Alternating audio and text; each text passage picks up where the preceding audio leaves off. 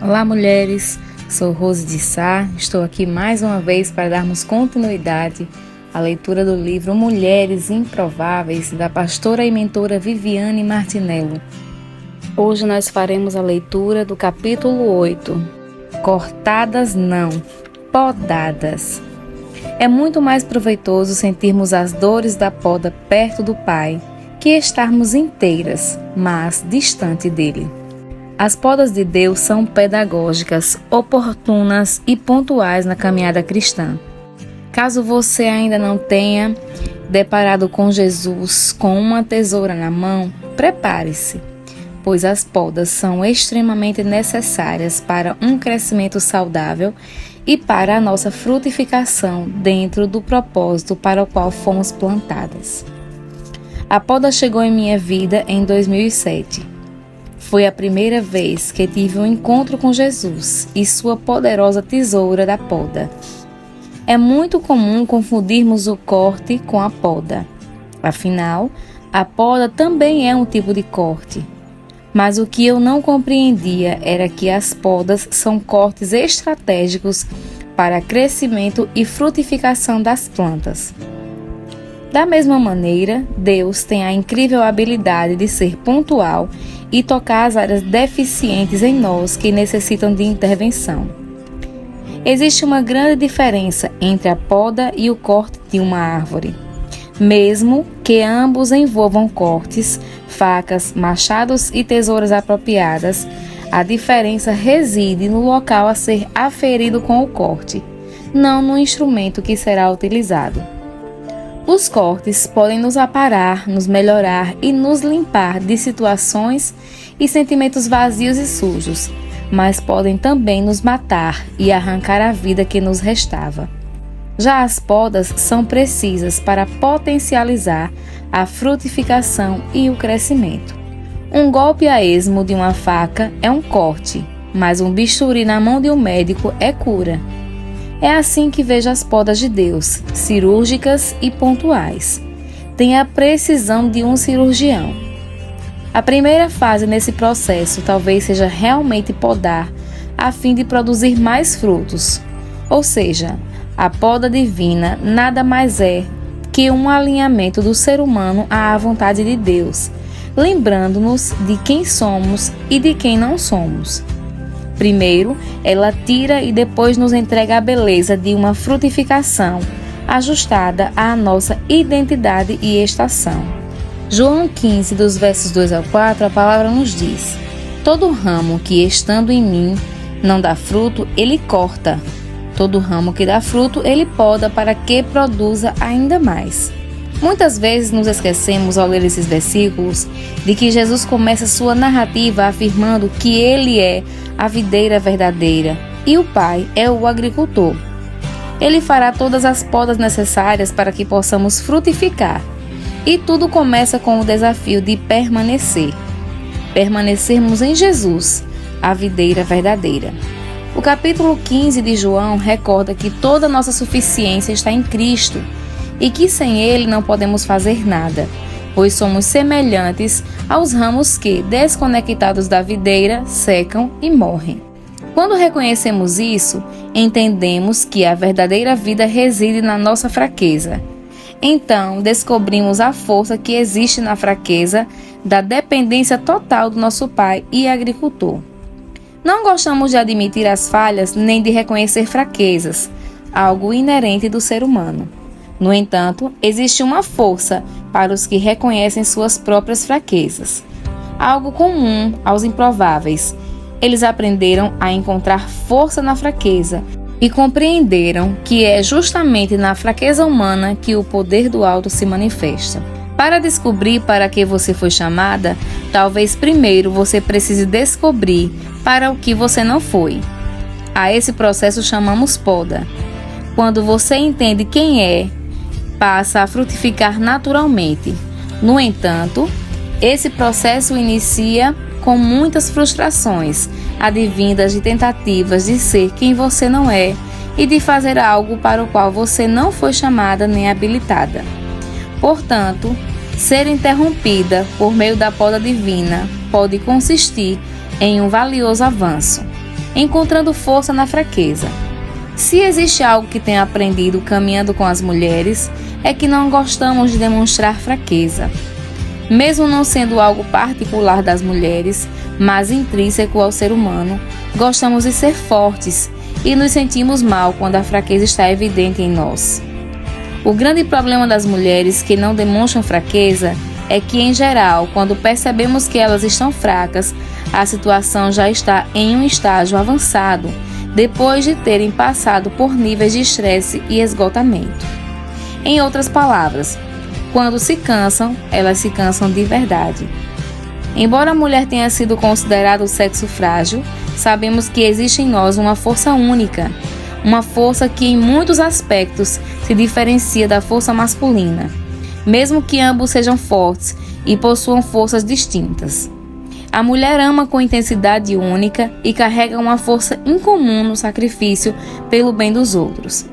Ela não tem força física para construir paredes e colunas, mas tem a força para edificar um lar com sabedoria e graça. Mulheres são resilientes na dor e não fogem dos desconfortos para ajudar alguém.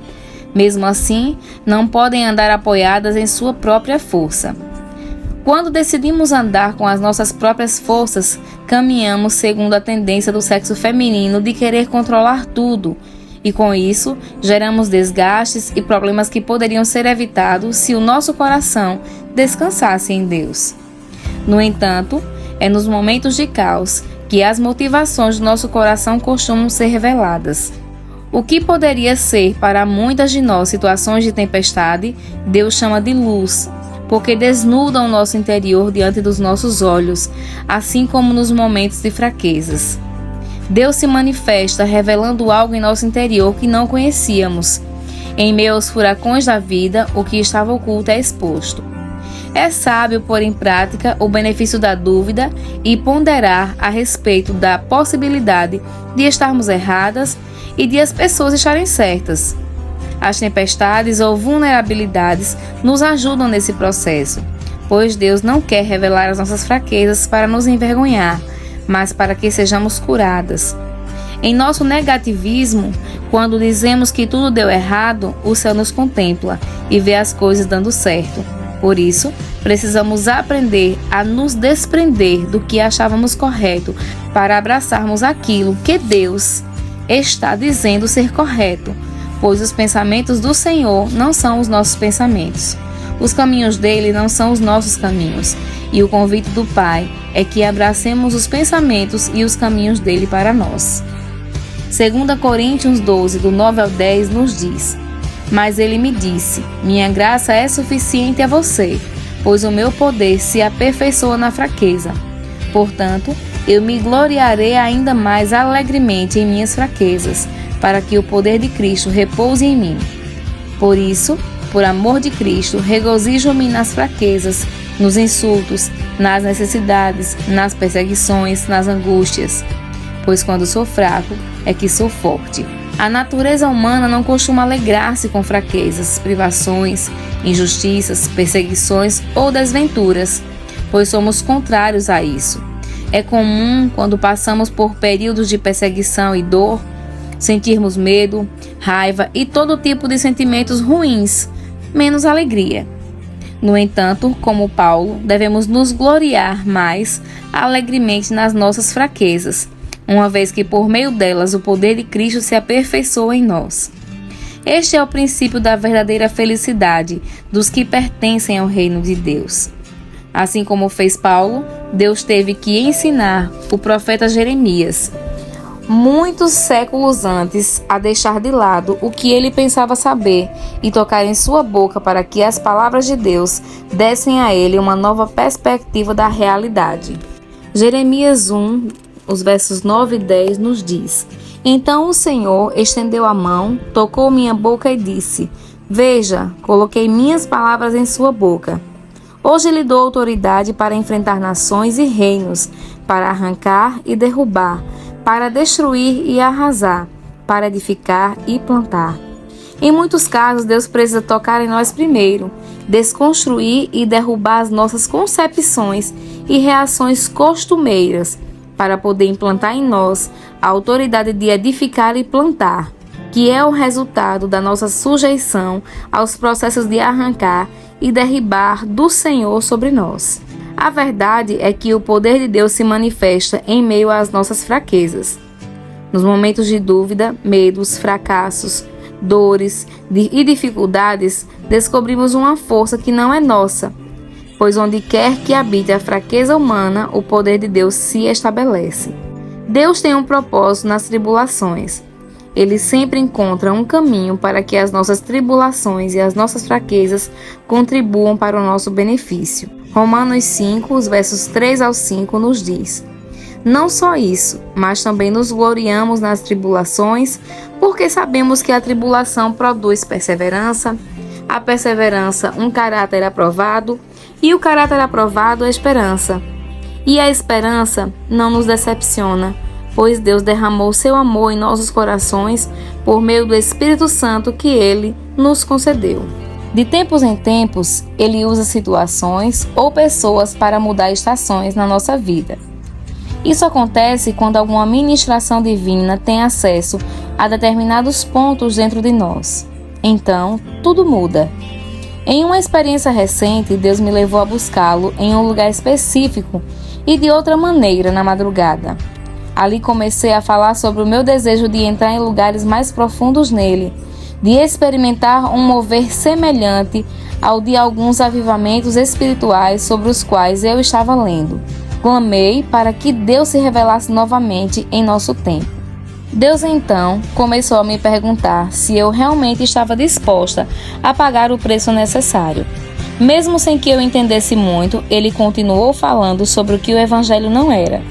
Não era postagens nas redes sociais, não era exibição, nem sobre homens e mulheres famosos. Era Ele, o que Ele pode fazer e o quanto podemos ser esmagadas e quanto das nossas fraquezas estão disponíveis para que a força dele seja revelada. Ao expressar o meu desejo por mais do Pai, Ele revelou seu anseio em derramar a essência do Evangelho no meu coração. Acontece que um relacionamento de amor inclui a correção. Ambos caminham juntos. O amor não diz sim a tudo. O amor exorta, porque amar é corrigir. E Deus sabe disso e aplica essa equação com frequência para o nosso crescimento. Em alguns momentos, por amor a nós, Deus corrige a nossa conduta ou comportamentos. Não precisamos ter medo da correção de Deus ou do preço que devemos pagar para viver a essência do Evangelho, pois quando nos dispomos a pagar o preço, Ele se dispõe a estar conosco. Desse modo, não devemos ter medo de segui-lo. É na fraqueza que podemos contar com a força dele. O Evangelho não é sobre o que podemos conseguir, mas sobre a nossa entrega diária, sobre rasgarmos o coração e deixarmos que Deus seja Deus. Não é sobre ter razão, mas sobre quanto o nosso coração pode ser transformado por Ele. É mais proveitoso para nós estarmos quebradas, sentindo as dores da poda e perto do Pai, do que estarmos aparentemente inteiras e distantes dele. Muitas vezes tudo o que precisamos é reconhecer que em nós não há força suficiente diante das circunstâncias. Compreender que precisamos nos render ao poder do Espírito Santo quando não vemos solução nem respostas é sabedoria e discernimento, não fracasso. A graça de Deus está disponível a nós justamente quando as nossas forças se acabam, porque há muito que só pode ser alcançado pelo Espírito do Senhor, não pela força humana. Assim como as podas são importantes para frutificarmos onde estamos plantadas, as fraquezas são a oportunidade perfeita para que possamos experimentar a força do Pai agindo em nós. Nesse sentido, é bom lembrar que precisamos de maturidade para entender, sabedoria para escolher e obediência para nos render à poda de Deus. Sei que você, talvez como eu, gostaria de ter uma borracha mágica para apagar determinados momentos da nossa história. Momentos, situações e lugares sobre os quais nos perguntamos por que estão ali. Lembranças e sensações que não gostaríamos de voltar a sentir. Mas sabe de uma coisa? Descobri que é exatamente nesses pontos da nossa história que Deus escolheu derramar sua graça sobrenatural, seu amor e perdão. Se pararmos para pensar, percebemos que esses momentos difíceis foram verdadeiros portais para um novo tempo na nossa história e que muito provavelmente tenha sido nos lugares de vergonha que Ele derramou dupla honra sobre nós.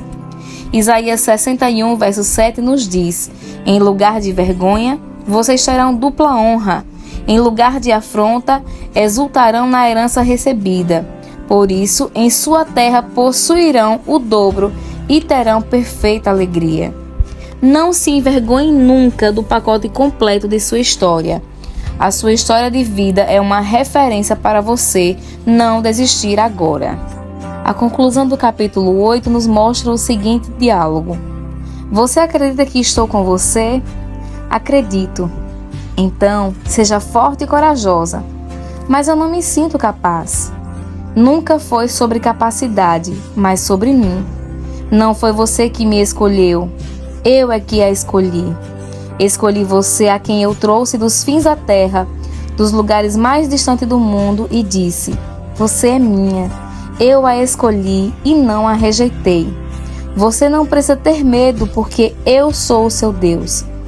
Eu lhe darei forças, eu a ajudarei e manterei você em pé, firme, com a minha vitoriosa mão direita. E assim nós concluímos o capítulo 8, cortadas não, podadas, do livro Mulheres Improváveis. Sou Rose de Sá e com muito amor e alegria te espero para o próximo capítulo. Um grande abraço.